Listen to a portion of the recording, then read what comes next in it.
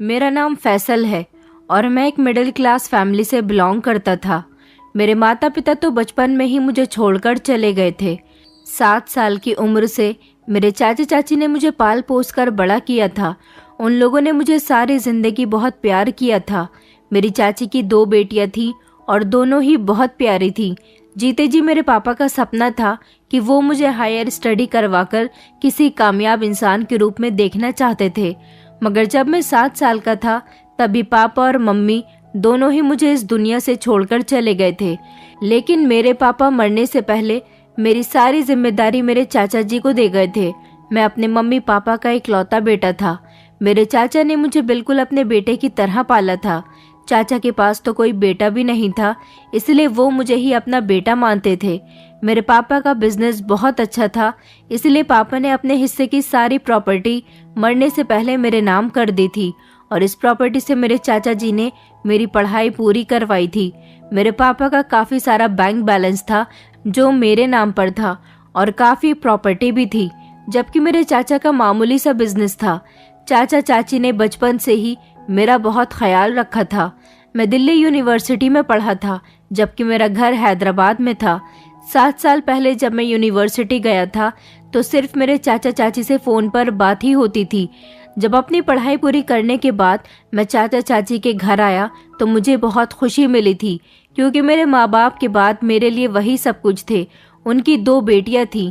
बड़ी बेटी का नाम रूही और छोटी बेटी का नाम मुस्कान था। दोनों ही बहुत खूबसूरत थी। उन दोनों के साथ मेरी बहुत अच्छी दोस्ती थी। मुस्कान तो मुझे अपना भाई मानती थी और दोनों ही मुझसे उम्र में छोटी भी थीं, लेकिन रूही बिहेवियर की बहुत अलग थी। वो ज़्यादा किसी से बात नहीं करती थी, लेकिन मैंने देखा था कि वो बचपन से ही मेरे बहुत करीब आने की कोशिश करती थी। रूही के अंदर एक कमी थी। रूही एक टांग से विकलांग थी। वो ठीक से चल नहीं सकती थी। कई साल गुजरने के बाद हम लोग जवान हो गए थे। मेरी पढ़ाई पूरी हो गई थी, इसलिए मुझे अब घर जाना था। मैं घर आया तो सब लोगों ने मेरा अच्छी तरह से वेलकम किया था। सब लोग मेरे घर आने से बहुत खुश हुए थे। मैं भी इतने साल बाद सबसे मिला था, इसलिए मेरी खुशी के ठिकाने नहीं थे। अपना घर तो अपना घर ही होता है। यहाँ आने के बाद मुझे जितना इन लोगों से मिलने की खुशी हुई थी, उतना ही मुझे अपने पेरेंट्स की याद भी आई थी कि काश अगर वो आज जिंदा होते तो अपने बेटे की पढ़ाई पूरी होने पर कितना खुश होते। अब मुझे अपनी जॉब की जुगाड़ करनी थी, क्योंकि मैं काफ़ी पढ़ा लिखा था, इसलिए मुझे किसी तरह से गवर्नमेंट जॉब की तलाश थी। और फिर वक्त गुजरने के साथ साथ मेरी गवर्नमेंट जॉब भी लग गई थी। समय कई साल आगे बढ़ गया था। इस दौरान मुस्कान का रिश्ता आया था।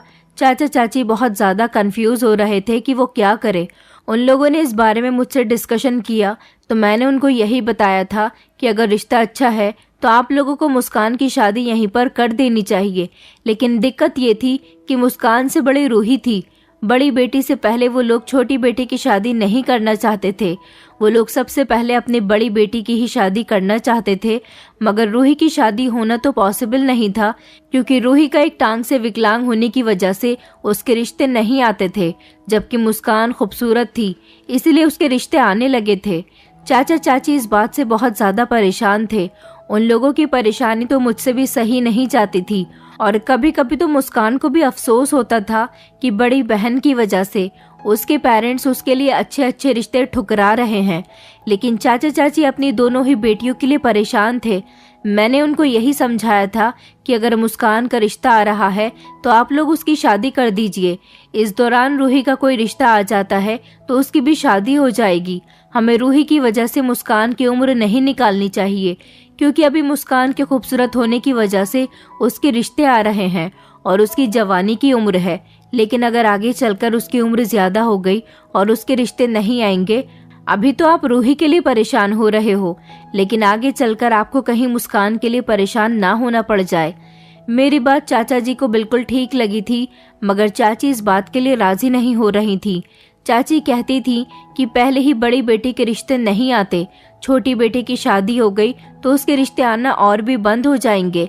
इस तरह तो उसकी कभी शादी ही नहीं होगी। मैंने चाची से कहा था कि चाची आप फिक्र मत करो, हमारी रूही की भी शादी जल्दी ही हो जाएगी, लेकिन आपको पहले मुस्कान के बारे में सोचना चाहिए। मेरी बात मानते हुए चाचा चाची ने मुस्कान की शादी कर दी थी, क्योंकि उसके लिए एक अच्छे परिवार से रिश्ता आया था जहाँ पर मुस्कान बहुत खुश रह सकती थी। अब रूही घर में अकेली रह गई थी। अफसोस तो उसे भी बहुत था कि वो बड़ी बहन थी, पहले उसकी शादी होनी चाहिए थी, मगर नसीब में पहले मुस्कान की शादी लिखी हुई थी। रूही शुरू से ही मुझसे दोस्तियां बढ़ाने की कोशिश करती थी, मगर मैं उसे बहन की नज़र से देखता था। मैंने कभी भी उन दोनों बहनों पर गंदी नज़र नहीं डाली थी। आखिरकार वो मेरे चाचा की बेटियां थी। मुस्कान तो मुझे अपना भाई ही समझती थी, लेकिन रूही की अजीब अजीब हरकतें मुझे बहुत परेशान करती थी। जब मैं हॉस्टल में रहता था तब वो मुझे अजीब अजीब से मैसेज करती थी। उसके मैसेज से तंग आकर मैंने उसका नंबर कई बार ब्लॉक कर दिया था। वो कहती थी कि वो मुझे अपना भाई नहीं मानती, वो मुझे अपना दोस्त बनाना चाहती है, मगर मुझे अपनी कजिन्स के साथ दोस्ती बढ़ाने का कोई शौक नहीं था। मैं जब अपने ऑफिस से घर आता था तो रूही मेरे इंतजार में दरवाजे पर ही बैठी हुई होती थी और फौरन नौकरानी से मेरे लिए पानी लाने को कहती थी। मुझे उसकी यह हरकत थोड़ी अजीब लगती थी, न जाने कि वो मेरी फिक्र करती थी। मैं बीमार होता तब भी उसे मेरी बहुत फिक्र होती थी। वो यही कहती थी कि मुस्कान के जाने के बाद मैं अकेली हो गई हूँ। फैसल, तुम भी मुझसे कोई बात नहीं करते हो। तुम चाहो तो मुझसे दोस्ती बढ़ाकर मेरे अकेलेपन को दूर कर सकते हो। मुझे अब ऐसा लगने लगा था कि उसे मुस्कान की शादी होने का गम सता रहा है। उसे ऐसा लगता है कि पहले उसकी शादी होनी चाहिए थी। सब कुछ इसी तरह से चल रहा था जब एक दिन हम लोगों को एक अजीब सी खबर मिली थी। चाचा जी की दुकान से फोन आया कि उनकी तबीयत अचानक बिगड़ गई। मैं जैसे ही उनकी दुकान पर पहुंचा तो उनकी तबीयत सच में बहुत ज़्यादा ख़राब थी। मैं जल्दी से उन्हें अस्पताल लेकर चला गया। चाचा जी वहां पर 2 दिन तक एडमिट रहे। फिर उसके बाद डॉक्टर ने हमें एक ऐसी खबर सुनाई जो हमारे लिए बहुत खतरनाक साबित हुई थी। चाचा जी हम लोगों को इस दुनिया से छोड़कर चले गए थे। चाची और रूही ये सदमा बर्दाश्त नहीं कर पा रही थी। उन लोगों को मैंने बड़ी मुश्किल से संभाला था। चाचा जी की मौत का तो मुझे भी बहुत अफसोस था। आखिरकार वो मेरे पापा के भाई होने के साथ साथ मेरे लिए मेरे पापा के जैसे ही थे। अब वो भी हमें इस दुनिया से छोड़कर चले गए थे। चाची रोते हुए बार बार यही कह रही थी कि अब आपके बिना रूही के बारे में कौन सोचेगा, आपके बिना हम दोनों का क्या होगा। मैंने चाची को तसल्ली दिलाई थी कि आप फिक्र न करें, मैं आपका और रूही का ख्याल रखूंगा। आखिर आप लोगों ने भी तो बचपन से लेकर अब तक मेरा ख्याल रखा है। मैं कभी भी आप दोनों को अकेला नहीं छोड़ूंगा। एक बेटे की तरह आप लोगों की सेवा करूंगा। और इसी तरह मैं चाची और रूही का बहुत ख्याल रखता था। मुस्कान तो अपनी ससुराल में बहुत खुश थी। कई महीने इसी तरह से गुजर गए थे, मगर मैंने नोटिस किया था कि चाची बातों ही बातों में मुझसे रूही की शादी की बात किया करती थी। वो बार बार यही कहती थी कि मैं चाहती हूँ कि रूही की शादी हो जाए, उसके लिए कोई तुम्हारे जैसा ही लड़का मिल जाए। मैंने चाची से कहा था कि आप फिक्र न करें, मैं रूही के लिए कोई अच्छा रिश्ता तलाश करने की कोशिश कर रहा हूँ। मैंने काफ़ी सारे लोगों से रूही के बारे में कहा हुआ है। चाची कहती थी कि बेटा, रूही बहुत अच्छी लड़की है, मुझे उसके लिए बिल्कुल तुम्हारे जैसे ही लड़की की तलाश है, क्योंकि तुम बहुत अच्छे हो। तुम जैसा बेटा तो ऊपर वाला हर किसी को दे, जिसे अपने घर वालों की बहुत परवाह है, जो एक अच्छा और ईमानदार इंसान है। मैं चाची से कहता था कि चाची, आपने ही तो मेरी परवरिश की है, मैं अच्छा भी तो आपकी वजह से ही बन सका हूँ। रूही भी मेरे बहुत करीब आने की कोशिश करती थी। रात के टाइम पर वो मेरे कमरे में आ जाती थी और मेरी फिक्रमंद होने लगती थी। कहती थी कि तुम हम लोगों का कितना ख्याल रखते हो। इसी बहाने कभी वो मेरा हाथ पकड़ लिया करती थी तो कभी मुझे कंधे से टच करने की कोशिश करती थी, मगर मैं उससे हमेशा दूर रहता था। मुझे भी उसकी फिक्र थी, इसलिए मैंने कई रिश्ते करने वाले लोगों से उसके बारे में बात की हुई थी, लेकिन उसके विकलांग होने की वजह से उसके लिए कोई भी अच्छा रिश्ता नहीं मिल पा रहा था। चाची भी चाचा जी के मरने के बाद मुझे पहले से ज्यादा प्यार जताने लगी थी और हर दूसरे तीसरे दिन मेरी पसंद का खाना बनाया करती थी। मुझे मेरे दोस्त ने अपनी शादी के लिए इनवाइट किया हुआ था और फिर उसकी शादी का दिन भी आ गया था जब हमारे सारे दोस्त उसकी शादी में गए थे। वहां जाने के बाद हम सब लोग बहुत एंजॉय कर रहे थे। हम सब लोग बारात में गए हुए थे। यहाँ पर मर्द और औरतों के लिए अलग अलग खाने का इंतज़ाम किया गया था, इसलिए यहाँ पर मर्दों के लिए काफ़ी खुला खुला सा माहौल था। सारे लड़के गानों पर डांस कर रहे थे। यहाँ पर कोई भी लड़की नहीं थी, मगर जब मेरे दोस्त का निकाह होने के बाद विदाई का समय आया तो मेरे दोस्त की वाइफ के साथ मैंने खूबसूरत लड़की को देखा था। जिसको पहली नज़र में देखकर बस मैं देखता ही रह गया था। उसके चेहरे से नज़र हटाना मेरे लिए मुश्किल हो रहा था, क्योंकि वो लड़की बहुत ज़्यादा खूबसूरत थी। मैंने देखा था कि विदाई के टाइम पर उसकी आंखों में आंसू थे और वो रोते हुए भी मुझे बहुत अच्छी लग रही थी। बारात तो अपने घर वापस जा चुकी थी। मैं भी शादी से खाना खाकर अपने घर वापस आ गया था और यहाँ आने के बाद कपड़े चेंज करके मैं जब अपने बिस्तर पर लेट गया तो मुझे लेटते ही नींद आ गई थी, क्योंकि मैं बहुत थक गया था। इस 5 मिनट की नींद में मेरी आंखों के सामने उस लड़की का चेहरा घूमकर रह गया था। वो सपने में मुझसे बातें कर रही थी। तभी अचानक रूही ने आकर मुझे जगा दिया। मैं घबराकर उठा था और फिर मुझे मालूम हुआ कि मैं सपना देख रहा हूँ। रूही मुझसे कह रही थी कि चाची को बुखार आ रहा है, उन्हें डॉक्टर के यहाँ लेकर चले जाओ।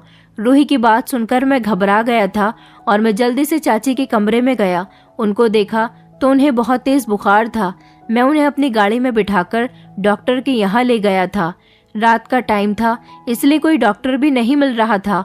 बड़ी मुश्किल से मैंने एक डॉक्टर के घर का दरवाज़ा बजाया और फिर मैं चाची को दवाई दिलवाकर लाया था। चाची की तबीयत जब कुछ बेहतर हुई तो मैं वापस अपने कमरे में आ गया था और सोचने लगा था कि काश फिर से मुझे वही सपना आ जाए। लेकिन फिर तो मुझे सारी रात उस लड़की के ख्याल में नींद ही नहीं आई थी और अगले दिन मैं ऑफिस चला गया था। ऑफिस में भी बार बार मेरी आंखों के सामने उसी लड़की का चेहरा घूम रहा था। घर लौटते समय मेरे दोस्तों का फ़ोन आ गया था और उन्होंने कहा था कि आज जल्दी तैयार हो जाना, रिसेप्शन में जाना है। मैं जैसे ही घर पहुंचा तो जल्दी जल्दी तैयार होने लगा। मुझे तैयार होता हुआ देखकर रूही मेरे कमरे में आई और कहने लगी कि आज तो तुम बहुत स्मार्ट लग रहे हो। मैं नहीं चाहती कि तुम रिसेप्शन में जाओ। उसकी ये बात सुनकर मैं उसे गौर से देखने लगा था। वो कहने लगी, क्योंकि तुम बहुत अच्छे लग रहे हो, अगर तुम रिसेप्शन में चले गए तो तुम्हें किसी की नज़र लग जाएगी। फिर जल्दी से उसकी बात पर मैं मुस्कुरा दिया था और मैं घर से निकल गया था, क्योंकि मेरे दोस्तों की कॉल आ रही थी। हम सब लोग एक साथ मेरे दोस्त के रिसेप्शन में पहुंच गए थे। मेरी नज़रें वहां पहुंचते ही उसी लड़की को ढूंढ रही थी, लेकिन वो मुझे कहीं नज़र नहीं आ रही थी। मैं बार बार उसे तलाश कर रहा था, लेकिन फिर थोड़ी देर के बाद वो मुझे दिखाई ही दे गई थी। पर आज तो वो कल से भी ज्यादा सुंदर लग रही थी। गुलाबी रंग के सूट और लंबे लंबे बालों की चोटी में वो बहुत ज्यादा सुंदर लग रही थी। मैं तो उसे देखता ही रह गया था। यकीन ही नहीं आ रहा था कि जमीन पर इतनी खूबसूरत लड़कियां भी रहती हैं। मैं उसकी मोहब्बत में दीवाना हो गया था। इस लड़की को देखने के बाद मेरी दिलचस्पी रिसेप्शन से बिल्कुल ही खत्म हो गई थी और मेरे दोस्त बार बार मुझसे कह रहे थे कि तुम्हारा ध्यान कहाँ पर है, तुम कहाँ खोए खोए हो। मगर मैंने बड़ी मुश्किल से अपने दोस्तों की तरफ ध्यान लगाया था, क्योंकि मेरी नज़रें बार बार उसी लड़की को तलाश कर रही थी। मैं आज भी जब घर आया तो मेरी हालत बहुत बुरी हो रही थी और बार बार मेरी आंखों के सामने उसी लड़की का चेहरा आ रहा था। लेकिन मेरे अंदर अब बहुत बेचैनी बढ़ गई थी। मैं उस लड़की से मिलना चाहता था। यही वजह थी कि जैसे ही मेरे दोस्त की शादी को कुछ दिन गुजर गए तो मैंने उसे फौरन उस लड़की के बारे में इंफॉर्मेशन निकालने के लिए कहा। मेरे दोस्त को इस बारे में कुछ भी नहीं पता था कि मैंने आखिर किस लड़की को पसंद किया है। मेरे बताने पर भी वो समझ नहीं पा रहा था। इसलिए मेरे दोस्त ने मोबाइल में अपनी शादी के काफ़ी सारे फ़ोटोज़ मुझे दिखाए, जिसमें मुझे वो लड़की मिल गई थी। और फिर मैंने अपने दोस्त को उसके बारे में बताया था तो वो उसे फ़ौरन ही पहचान गया था। वो लड़की उसकी कज़िन थी, उसके मामा की बेटी। मैंने अपने दोस्त से कहा कि तुम अपनी माँ से बात करो, मैं अपनी चाची को इस लड़की के घर लेकर जाना चाहता हूँ, इसका रिश्ता मांगने के लिए। मेरी बात सुनकर अचानक मेरे दोस्त को गुस्सा आ गया। वो मुझे समझाने लगा कि ये लड़की तुम्हारे लिए ठीक नहीं है। वो कहने लगा कि तुम कहाँ और वो कहाँ। मेरे दोस्त का मतलब ये था कि मैं एक अच्छी नौकरी करने वाला, अच्छे परिवार से बिलोंग करने वाला लड़का था, जबकि वो मामूली सी और गरीब बाप की बेटी थी। उसके मुताबिक मैं ऐसी लड़की को डिजर्व नहीं करता था जो एक गरीब परिवार से हो। मगर मुझे इस बात से कोई भी मतलब नहीं था। उसने कहा था कि आखिर तुम कैसे इस लड़की के साथ शादी कर सकते हो। मैंने अपने दोस्तों से कहा कि तुम नहीं जानते, मैं इससे मोहब्बत करने लगा हूँ और हर हाल में इससे शादी करना चाहता हूँ। मेरी इतनी एक्साइटमेंट देखकर मेरा दोस्त खामोश हो गया था। हालांकि वो कुछ कहना चाहता था, ये शायद मुझे इस मामले से रोकना चाहता था, लेकिन उसने मुझे नहीं रोका। मैंने उसको काम दिया था कि तुम जाकर अपने मामा को बता दो कि मैं कल ही अपनी चाची को लेकर आ रहा हूँ। मैं घर जाकर अपनी चाची को भी इस लड़की के बारे में बताता हूँ ताकि वो इस रिश्ते पर ध्यान दे सकें। मैंने घर आकर चाची को लड़की के बारे में बताया तो चाची के होश उड़ गए थे। वो कहने लगी कि बेटा, ये तुम क्या कर रहे हो? मैं ऐसे कैसे उस लड़की के घर रिश्ता लेकर जा सकती हूँ जिसको मैं जानती भी नहीं हूँ। चाची की बात करने में बहुत घबराहट थी। मैंने कहा, चाची, मैं आपको सब बताता हूँ, आपको घबराने की जरूरत नहीं है। वो लड़की मेरे दोस्त के माँ के भाई की बेटी है, गरीब फैमिली से बिलोंग करती है, लेकिन हमें उनसे कुछ नहीं चाहिए। मैं सिर्फ उससे शादी करना चाहता हूँ। लेकिन चाची कहने लगी कि बेटा, लेकिन मैंने तुम्हारे लिए लड़की देख ली है और मैं चाहती हूँ कि तुम मेरी पसंद की लड़की से ही शादी करो। मैंने कहा, चाची, ऐसा कैसे हो सकता है? मैं उस लड़की से प्यार करने लगा हूँ। मैं अपने दिल के हाथों मजबूर हो चुका हूँ, इसलिए मैं उसके अलावा किसी और लड़की से शादी नहीं कर सकता। मेरी बात सुनकर चाची खामोश हो गई थी और मैंने जिद लगा ली थी कि आपको उस लड़की के घर रिश्ता लेकर जाना ही होगा। मेरे कहने के मुताबिक चाची वहां पर रिश्ता लेकर तो चली गई थी, मगर मैंने देखा था कि चाची का मूड मेरी तरफ से बहुत खराब हो रहा था और इन दिनों रूही का मूड भी बिल्कुल अच्छा नहीं था। मैंने कई बार देखा था कि रूही की आंखों में आंसू होते थे। मैं जब भी उसकी आंखों में आंसू देखकर उससे बात करने की कोशिश करता तो वो मेरी बात का कोई जवाब नहीं देती थी। पहले जिस तरह वो मेरे करीब रहती थी, अब वो मुझसे दूर दूर रहने लगी थी। चाची भी सिर्फ मुझे खाना दिया करती थी और ज्यादातर मुझसे दूरी बनाने की कोशिश करती थी। इन लोगों के ऐसे बिहेवियर की मुझे कुछ समझ नहीं आई थी। चाची का तो मैं जानता था कि वो मेरी शादी अपनी पसंद की लड़की से करवाना चाहती थी, मगर रूही के बारे में भी मैं नहीं जान सका था कि वो मुझसे खफा खफा से क्यों रहने लगी है। मुस्कान को भी जब पता चला कि मेरा रिश्ता हो चुका है तो वो बहुत खुश हुई थी, क्योंकि चाची जब उस लड़की के घर मेरा रिश्ता लेकर गई थी तो उसके घर वालों ने फौरन ही रिश्ते के लिए हाँ कर दी थी। उनको मेरे दोस्त ने मेरे बारे में सब कुछ बता दिया था और उन लोगों से ये बात भी हो गई थी कि हमें लड़की के अलावा दहेज में कुछ भी नहीं चाहिए। वो लोग गरीब थे और उनकी बेटी का रिश्ता इतने अच्छे परिवार में होने जा रहा था, इसलिए वो लोग बहुत आसानी से मान गए थे। मेरी शादी की डेट भी फिक्स हो गई थी, लेकिन मैं देख रहा था कि मेरी शादी की तैयारियां मेरे कहने पर चाची कर तो रही थी, मगर वो बिल्कुल भी खुश नहीं थी। मैंने चाची का मूड खराब देखकर उनसे बात की और उनसे कहा कि आप इस रिश्ते के लिए खुश नहीं है क्या? आप नहीं चाहती कि मेरी शादी मेरे मर्जी के मुताबिक हो? तो वो कहने लगी कि तुमने हमारी मर्जी कभी चलने ही नहीं दी। ऐसा नहीं है कि मैं तुम्हारी शादी से खुश नहीं हूँ, मैं खुश हूँ क्योंकि तुम मेरे बेटे के समान हो, मगर तुम्हारी खुशी के लिए मैंने किसी की खुशियों को मार दिया है। चाची की बातों का मतलब मैं समझ नहीं सका था और ना ही उन्होंने मुझे ठीक से समझाया था। मैं सबसे ज्यादा खुश तो इस बात पर था कि मेरी शादी मेरी पसंद की लड़की के साथ होने जा रही थी। मैं चाची, मुस्कान और अपने थोड़े से दोस्तों के साथ फिजा के घर बारात लेकर चला गया था, मगर हैरानी की बात ये थी कि मेरी शादी में रूही शामिल नहीं हुई थी। न जाने रूही को क्या हो गया था, वो बहुत उदास उदास से रहने लगी थी और हर टाइम किसी बात पर चाची से झगड़ा करती रहती थी। न जाने वो इतनी चिड़चिड़ी क्यों हो गई थी। फिलहाल मैं तो अपनी खुशियों में मगन था, मुझे इन लोगों की ना जाने की परवाह नहीं हो रही थी। शादी की सारी रस्में हो जाने के बाद मैं अपनी दुल्हन को विदा करवाकर अपने घर ले आया था। मैं फिजा का साथ पाकर बहुत खुश था, क्योंकि अब वो मेरे घर में आ गई थी। हम दोनों ने अपनी जिंदगी की हसीन शुरुआत की थी। मैंने उसे अपनी मोहब्बत और अपनी दिल लगी के बारे में बताया तो उसे भी एहसास हो गया था कि मैं उसे कितना प्यार करता था, और फिर धीरे धीरे वो भी मेरी मोहब्बत में डूबती चली गई थी। हम दोनों एक दूसरे के साथ बहुत खुश रहते थे। फिजा घर के सारे काम किया करती थी, मगर न जाने क्यों चाची और रूही का मूड फिजा की तरफ से बहुत खराब रहता था। चाची तो फिजा से ठीक से बात भी नहीं करती थी, जबकि रूही अपने कमरे से बाहर ही नहीं निकलती थी। सारा टाइम वो अपने कमरे में रहती थी। एक दिन मुझे फिजा ने बताया था कि रूही की तबीयत ठीक नहीं है। फिजा के मुंह से ये बात सुनकर मुझे रूही के लिए परेशानी होने लगी थी, इसलिए मैं उससे मिलने के लिए उसके कमरे में गया। सोचा कि उसके हालचाल पूछ लेता हूँ और अगर उसकी तबीयत ठीक नहीं है तो उसे डॉक्टर के यहाँ ले जाता हूँ। मैं रूही के कमरे में चला गया। वहां जाकर देखा तो रूही बहुत ज्यादा कमजोर हो रही थी। उसकी आंखों के नीचे काले घेरे थे। ऐसा लगता था जैसे वो ना जाने कब से रो रही है। मैंने उससे कहा था कि रूही, तुम्हें क्या हो गया है? तुम क्यों इतनी बीमार होती जा रही हो? क्या तुम्हें कोई परेशानी है? मेरी बात सुनकर रूही कहने लगी कि आज तुम्हें मेरे कमरे में आने की और मेरे हालचाल पूछने की फुर्सत मिल गई। मैंने कहा, मुझे तो फुर्सत मिल गई है, मगर तुम तो मेरी शादी में भी नहीं गई थी।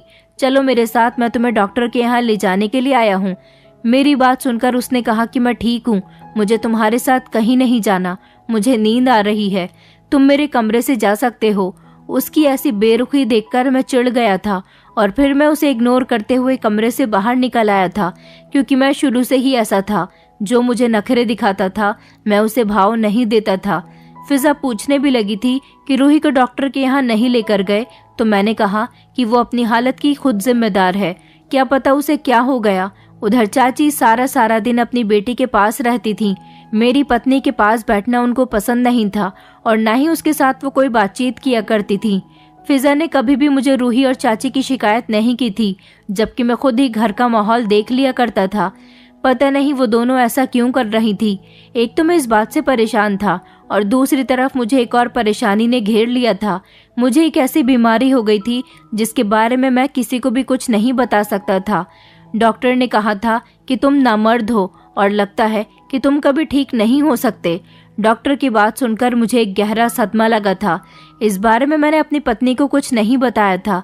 मैं नहीं चाहता था कि वो मेरी वजह से परेशान हो जाए या फिर मेरी इस बीमारी के बारे में सुनकर मुझे छोड़कर चली जाए, क्योंकि बहुत सी लड़कियां ऐसी होती हैं जो अपने पति की ऐसी बीमारी को सुनकर उसे बहुत जल्द छोड़कर चली जाती हैं। मैं अपनी इस बीमारी की वजह से बहुत परेशान रहता था। फिजा मुझसे पूछती भी थी कि आखिर आपको क्या हुआ है, क्यों इतना परेशान रहने लगे हो। मैं उसे क्या बताता, मेरे लिए खामोश रहना ही बेहतर था। और इसी तरह मैं धीरे धीरे उससे दूर होता गया, बहुत दूर हो गया। लेकिन हैरानी इस बात की थी कि फिजा ने कभी मुझसे इस बात के लिए कोई शिकायत नहीं की। मैं उसकी हिम्मत पर हैरान होता था कि वो भी मेरी मोहब्बत में इतनी पागल हो चुकी थी कि जैसा मैं कहता था वो वैसा ही कर लिया करती थी। मेरे आगे उसने कभी भी कोई सवाल नहीं किया था। वो कैसे सब्र कर सकती थी, कैसे इस तरह रह सकती थी। उसकी जगह अगर कोई और औरत होती तो जरूर इस बात पर हंगामा करती। आखिरकार पति पत्नी के हक में से मैं उसके हिस्से का हक पूरा नहीं कर पा रहा था, लेकिन वो फिर भी खामोश रहती थी। ये बात मेरे लिए बहुत हैरान कर देने वाली थी। मैंने उसे इस बारे में बताने का कई बार सोचा था, लेकिन हर बार मेरी गैरत सामने आ जाती थी और मैं शर्मिंदा होकर उसे कुछ भी नहीं बता पाता था। और रात के टाइम पर जब हम दोनों कमरे में अकेले होते थे तो मैं उससे नजरें नहीं मिला पाता था, इसलिए दूसरे वाले कमरे में जाकर सोफे पर बैठे बैठे ही सो जाता था। कई दिन इसी तरह से गुजर चुके थे। मैं बहुत ज्यादा परेशान रहने लगा था। मेरी कुछ समझ नहीं आ रहा था मैं अपनी इस बीमारी का क्या करूं। मैं डॉक्टर के पास अपना ट्रीटमेंट करवाने के लिए भी गया था, जिस पर डॉक्टर ने कहा था कि आपने नामर्दी की दवाइयां खाई हुई हैं। डॉक्टर की बात सुनकर तो मैं हैरान हो गया था। मैंने डॉक्टर से कहा कि आप ही किस तरह की बातें कर रहे हो, मैंने तो कभी कोई ऐसी दवाई नहीं खाई है। डॉक्टर ने मुझे बताया कि आपकी ऐसी कंडीशन नामर्दी की हैवी डोज लेने की वजह से हुई है, जिसको लगभग आप 1-1.5 महीने से खा रहे हो। आपका इलाज बहुत मुश्किल है, क्योंकि ऐसी कंडीशन में 10 में से 7% लोग ही इस बीमारी से छुटकारा पाते हैं। मैंने कहा, डॉक्टर मुझे अपना इलाज करवाना है, आप मेरा इलाज शुरू कीजिए। डॉक्टर ने मेरे कहने पर मेरा इलाज तो शुरू कर दिया था, मगर मैं इसी सोच में था कि आखिर मैंने ऐसी दवाइयां कब और कैसे ली हैं। मैं तो इस बारे में खुद भी कुछ नहीं जानता था। मैं अपनी परेशानी दूर करने के लिए अपने एक दोस्त के पास चला गया था और उसे जब मैंने इस बारे में सब कुछ बताया तो वो कहने लगा कि ज़रूर तुम्हारे घर का ही कोई मेंबर तुम्हारे साथ ऐसा कर रहा है। तुम खुद तो दवाई नहीं ले रहे हो, तो इसका मतलब कि तुम्हारे घर का ही कोई मेंबर तुम्हें खाने में मिलाकर ये दवाई दे रहा है। मैं अपने दोस्त की बात सुनकर चौंक गया था। मैंने कहा, ऐसा कुछ भी नहीं है। भला मेरे घर का कोई मेंबर मेरे साथ ऐसा क्यों कर सकता है। मुझे खाना तो मेरी पत्नी दिया करती थी, लेकिन मेरी पत्नी तो ज्यादातर घर में ही रहती है। भला उसे ये दवाई कौन लाकर देगा। वो किसी से मिलती जुलती भी नहीं है। जब से मेरी शादी हुई है उसने घर से एक कदम भी बाहर नहीं निकाला। मेरे दोस्त ने मुझे इतना तो हिंट दे दिया था कि ये सब कुछ मेरा कोई घर वाला ही कर रहा है, इसलिए मैंने अब अपने घर वालों पर नजर रखनी शुरू कर दी थी।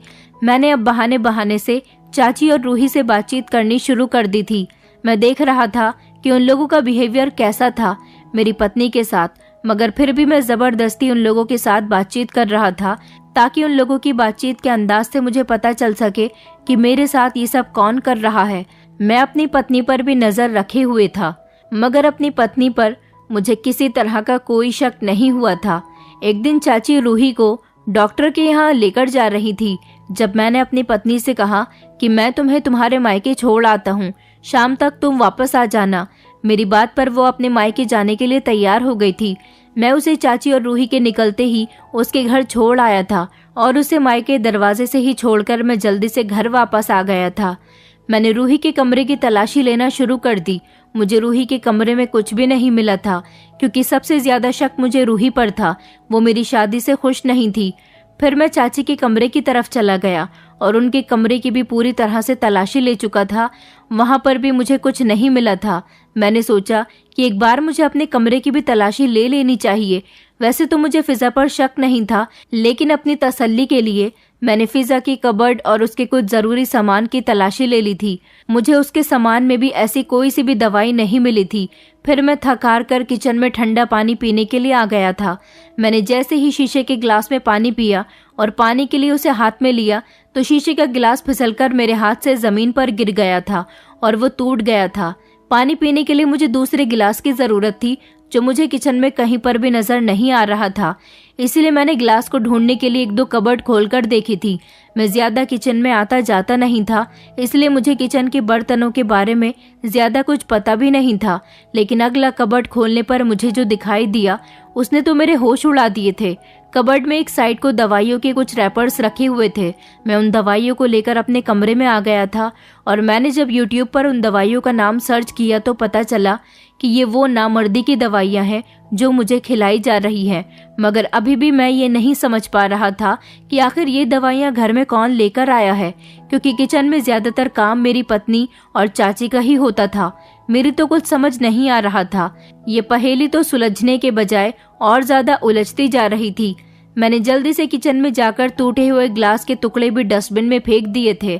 थोड़ी देर के बाद चाची और रूही डॉक्टर के यहाँ से आ गई थी, जबकि रात के टाइम पर मेरी पत्नी भी घर आ चुकी थी। अगले दिन मैं ऑफिस नहीं गया था। जो दवाई थी वो मैंने अपने पास रख ली थी। अब मुझे ये देखना था कि किचन के अंदर इस दवाई को तलाश कौन करता है। मैंने देखा कि मेरी पत्नी जब किचन के अंदर गई तो वो नॉर्मल तरीके से अपना काम करती रही और अपना काम हो जाने के बाद वो किचन से बाहर निकल आई थी। मेरी नजरें किचन पर ही टिकी हुई थी। दोपहर के खाने का टाइम हो गया था। सुबह का नाश्ता मैंने घर के बाहर किया था। अपनी पत्नी से भी नाश्ता करने के लिए मैंने मना कर दिया था और ज्यादातर खाना चाची ही बनाया करती थी। मेरी पत्नी घर के बाकी काम किया करती थी। जब चाची किचन के अंदर गईं तो मैंने उन पर भी नजर रखी, मगर ये देखकर मेरे होश उड़ गए थे कि चाची किचन की तलाशी ले रही थी और बहुत ज्यादा परेशान नजर आ रही थी। मैं समझ गया था कि चाची जरूर उसी दवाई को तलाश कर रही है। चाची के चेहरे पर पसीना आने लगा था और वो बार बार इस कबर्ड में जहाँ पर मुझे दवाई रखी हुई मिली थी वहाँ पर तलाशी ले रही थी और उनके चेहरे पर एक अजीब से एक्सप्रेशन थे। उसी समय मैं किचन में चला गया और चाची से कहने लगा कि ऐसा लगता है चाची आप कुछ तलाश कर रही हैं। मेरी बात सुनकर अचानक से चाची शॉक्ड रह गई थी और कहने लगी कि नहीं, मैं तो खाना बना रही हूँ। मैंने कहा कहीं आप ये दवाई तो नहीं ढूंढ रही। चाची ने हैरानी से मुझे पलटकर देखा था और जैसे ही उनकी नजर मेरे हाथों पर गई तो उनके होश उड़ गए थे। उन्होंने कहा कैसी दवाई? मैं तो कुछ भी नहीं तलाश कर रही। मैंने कहा चाची आपके चेहरे से साफ नजर आ रहा है, आप झूठ बोल रही हैं। चाची कहने लगी कि तुम्हारा क्या मतलब है? मैं किचन में खाना बना रही हूँ, मुझे मिर्ची का डिब्बा नहीं मिल रहा, बस वही तलाश कर रही थी। मैंने कहा मिर्ची का डिब्बा तो आपके ठीक सामने ही रखा हुआ है, तो फिर आप कौन सी मिर्ची का डिब्बा ढूंढ रही हैं? मेरी बात पर चाची ने कोई जवाब नहीं दिया था, जबकि उनका चेहरा मेरे सवालों पर पीला पड़ चुका था। मेरी आंखों में खून खौल उठा था। मैंने चाची से कहा मैं तो आपको अपनी माँ समान समझता था, आखिर आपने मेरे साथ ऐसा क्यों किया? मुझसे ऐसी भी क्या गलती हो गई थी जो आप मुझे नामर्द बनाने पर तैयार हो गई? मेरी बात पहले तो चाची सुनती रही थी और फिर थोड़ी देर के बाद उनका गुस्सा हाई हो गया था। वो कहने लगी कि तुम्हारा क्या मतलब है? तुम क्या कहना चाहते हो? क्या तुम्हारी कोई गलती नहीं थी? तुम्हारी वजह से मेरी बेटी की जिंदगी बर्बाद हो गई। मैं चाहती थी कि अपनी रूही की शादी तुम्हारे साथ करवा दूंगी। इस तरह मेरी बेटी तुम्हारी पत्नी भी बन जाएगी और इस घर में भी रहेगी। तुम हमारे घर के बच्चे हो, उसका बहुत ख्याल रखोगे, मगर तुमने मेरी बेटी का फायदा उठाया। तुमने उसके ही सामने इस घर में दूसरी लड़की को लाकर बिठा दिया। मेरी बेटी तुमसे प्यार करती थी। क्या ही हो जाता अगर तुम मेरी विकलांग बेटी को एक्सेप्ट कर लेते? सारे जमाने ने उसे ठुकरा दिया, मगर मुझे तुमसे उम्मीद थी कि तुम मुझसे शादी जरूर करोगे। आखिर बचपन से लेकर अब तक मैंने और तुम्हारे चाचा ने तुम्हारी परवरिश की है। क्या तुम मेरे और मेरी बेटी के लिए इतना नहीं कर सकते थे?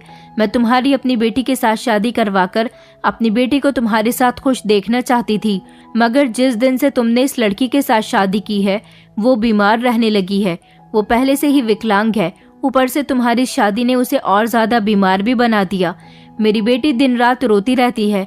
दुनिया ने उसे एक्सेप्ट नहीं किया, मगर उसे उम्मीद थी कि तुम उसे एक्सेप्ट जरूर करोगे। यही वजह है कि मैं और मेरी बेटी तुम्हारी पत्नी को पसंद नहीं करते। मैं तुम्हारे कहने पर इस लड़की को इस घर की बहू बनाकर तो ले आई हूँ, मगर मैंने इसे दिल से एक्सेप्ट नहीं किया। अपनी बेटी का बदला लेने के लिए मैंने तुम्हें खाने में नामर्दी की दवाई देना शुरू कर दी, ताकि तुम नामर्द बनकर रहो और अपनी बीवी से दूर रहो। जिस तरह तुमने मेरी बेटी को खुद से दूर कर दिया है, इस तरह तुम भी अपनी मोहब्बत से दूर रहो और तुम्हें भी कोई खुशी नसीब न हो। तुमने हमारी सारी जिंदगी की परवरिश का ये सिला दिया। मेरी बेटी बचपन से अपनी आंखों में तुम्हारे सपने सजाए बैठी है, मगर तुमने उसके सारे सपनों को तोड़ दिया। ये बात कहकर चाची फूट फूट कर रोने लगी थी। चाची की बात सुनकर मुझे बड़ी हैरानी हुई थी कि उनके दिल में मेरे लिए इतनी नफरत भरी हुई थी। उन्होंने मेरे साथ ये सब कुछ किया। रूही मुझसे प्यार करती थी, ये बात तो मैं कभी समझ नहीं पाया था। मुझे ऐसा जरूर लगता था कि वो मेरे करीब आने की कोशिश करती है। मुझे रूही से कभी प्यार मोहब्बत वाली फीलिंग आई ही नहीं थी। मैं तो उसे अपनी बहन मानता था।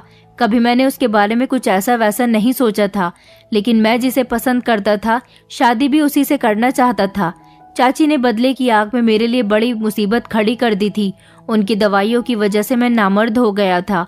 उन्होंने ये भी नहीं सोचा कि जिसकी उन्होंने सारी जिंदगी माँ बनकर परवरिश की, वो उसके साथ कितना बड़ा बदला लेने जा रही है। चाची की बातों का मैंने कोई जवाब नहीं दिया था। वो रो रही थी, मैंने उनको तसल्ली भी नहीं दी थी। मगर जैसे ही मैं पलटा तो ये देखकर मैं दंग रह गया था कि किचन के दरवाजे पर खड़ी हुई मेरी पत्नी हम दोनों की सारी बातें सुन चुकी थी। मुझसे खुद की नजरें मिलते हुए देखकर वो कमरे में चली गई थी। मैं भी उसके पीछे पीछे गया और उससे बात करने की कोशिश करने लगा। मैंने उसे बताया कि मैंने तुमसे ये बात छुपाई है, उसके लिए मुझे माफ कर दो। मेरी पत्नी कहने लगी कि कोई बात नहीं, आपको अपना इलाज करवाना चाहिए। मुझे तो सिर्फ आपसे मोहब्बत है। मैं आपके साथ किसी भी हाल में रहने के लिए तैयार हूँ। बस मुझे आपका प्यार और साथ चाहिए। अपनी पत्नी की बात सुनकर मैंने एक गहरी सांस भरी थी, क्योंकि उसकी तरफ से मुझे तसल्ली हो गई थी कि वो मेरे लिए एक अच्छी और मोहब्बत करने वाली पत्नी साबित हुई थी। मगर मैं चाची को इस गलती के लिए माफ नहीं कर सकता था। कई दिनों तक मैं चाची से बहुत नाराज रहा था और रूही के कमरे में भी नहीं गया था। कई दिन इसी तरह से गुजर गए थे। मेरी पत्नी मेरा बहुत ख्याल रखती थी। मेरी सच्चाई जानने के बावजूद भी वो मेरे साथ अच्छे तरीके से रहती थी। एक दिन हमारे यहाँ रूही के लिए एक अमीर परिवार से रिश्ता आया था। उन लोगों ने खुद चाची से रूही के रिश्ते की बात की थी। उन लोगों का कहना था कि उन्हें सिर्फ लड़की से मतलब है। ऐसा इसलिए था क्योंकि लड़का भी एक टांग से विकलांग था और अमीर होने के बावजूद भी उन्हें अपने बेटे के लिए कहीं रिश्ता नहीं मिल रहा था। किसी ने उन्हें रूही के बारे में बताया तो वो लोग रिश्ता लेकर हमारे घर तक पहुंच गए थे। जब चाची ने लड़के की फोटो देखी और लड़की के पूरे परिवार के बारे में उन्हें पता चला तो चाची इस रिश्ते के लिए बहुत खुश हुई थी। चाची ने इस रिश्ते के लिए रूही को मना लिया था और इस तरह रूही की शादी एक अच्छे और अमीर परिवार में हो गई। चाची ने अपने किए की मुझसे माफी मांग ली थी और चाची मेरी बड़ी थी, मेरी माँ की जगह थी, इसलिए मैंने उन्हें माफ कर दिया था। 2 साल इसी तरह से गुजर गए थे। मेरा इलाज अभी भी डॉक्टर से चल रहा था। डॉक्टर ने ट्रीटमेंट के लास्ट मोमेंट पर मुझे कुछ टेस्ट लिख कर दिए थे। मैंने जब वो टेस्ट करवाए तो सारे ही टेस्ट नॉर्मल आए थे और कुछ समय बाद मेरी पत्नी भी प्रेग्नेंट हो गई थी। इस खबर को सुनकर मैं फूला नहीं समा रहा था। चाची भी मेरी पत्नी के साथ अब ठीक हो गई थी। सारी पुरानी बातें वो भूल गई थी और उन्होंने मुझे भी पुरानी बातों को भूलने के लिए कहा था।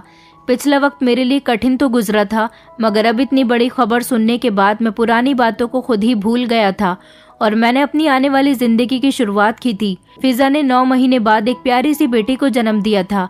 मेरी बेटी के जन्म पर रूही और मुस्कान भी आई थी। रूही को अपने हस्बैंड के साथ खुश देखकर मुझे बहुत खुशी हुई थी और इस तरह हम सब लोगों ने अपने अपने घर बसा लिए थे।